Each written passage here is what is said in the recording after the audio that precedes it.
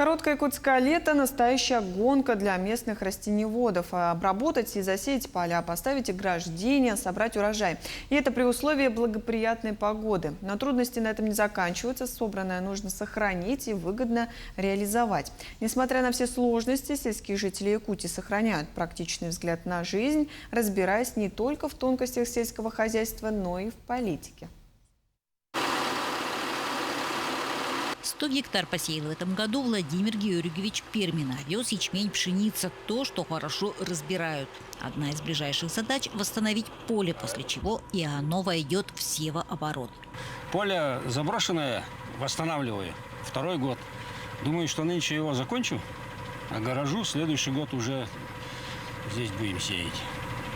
Стабильное хозяйство, отмечают в управлении сельского хозяйства. Грамотно построенная работа. Второй год увеличивает площадя за счет восстановления заброшенных пашин.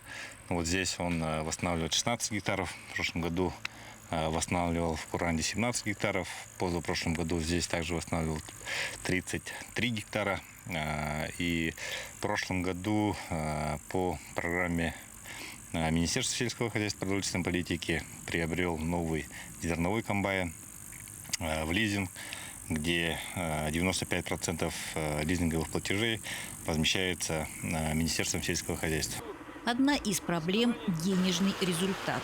Долго доходит до исполнителя.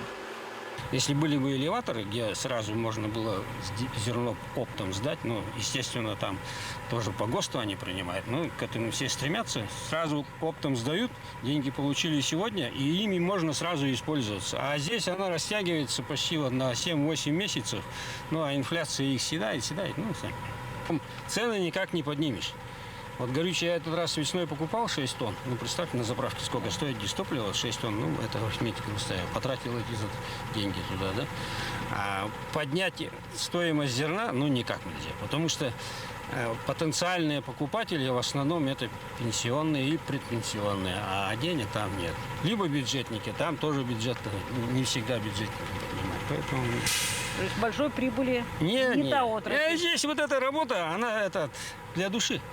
Тем не менее, Владимир уверен, без этой отрасли не обойтись. Ни Ростов, ни Краснодар, но если будет необходимость, свои поля в Якутии имеются. Да и недаром Алекму именовали житница республики. Откуда у нас резерв? Где? Поэтому в любом случае вот эта стратегическая работа, ее нужно поддерживать, развивать и расширять наоборот. Потому что дураков хватает на Западе, и они там натворят вот это с горячей головы-то вот эту дурость. А потом и там хлеба не будет. А у нас-то здесь кто? У нас растет нормально. Раньше же у нас и хлеб пекли, и все. Елена Фаст, Алекминск.